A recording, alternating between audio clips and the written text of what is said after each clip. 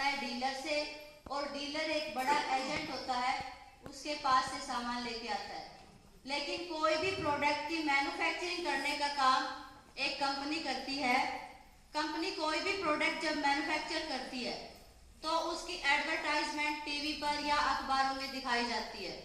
अब क्या आपको लगता है कि जो अखबारों में या टीवी पर जो दिखाया जाता है वो बिल्कुल सच होता है?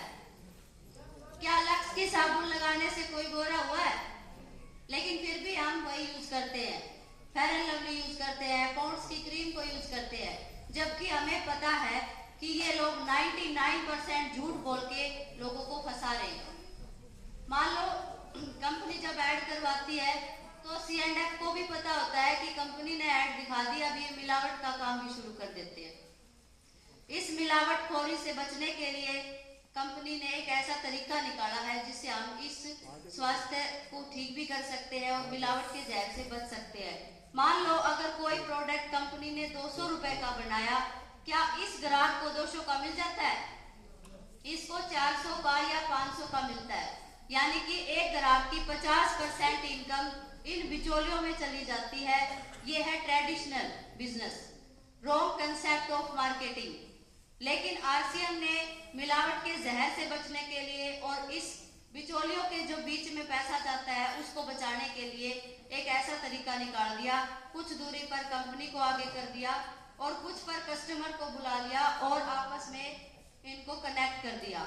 इसी सिस्टम का नाम डायरेक्ट सेलिंग मेथड है और इसी सिस्टम का नाम राइट कंसेप्ट ऑफ मार्केटिंग है, यानी कि खरीदारी करने का सही तरीका। हमने क्या किया? बस एक दुकान को बदला। क्या हम एक दुकान को नहीं बदल सकते?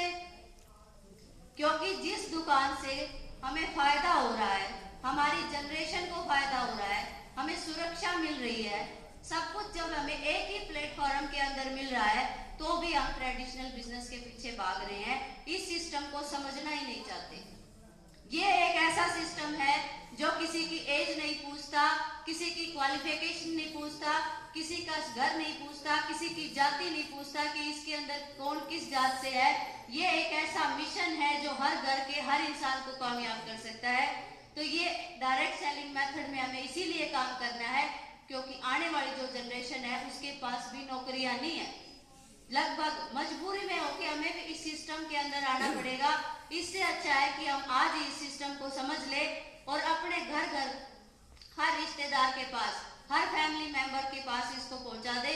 मार्केटिंग प्लान तो इतना ही है, बाकी आज हमारा जो टाइम हमने लिया है वो हमारे ग्रेट गुरुजी मिस्टर सुदेश सैनी सर हमारे बीच में रहेंगे।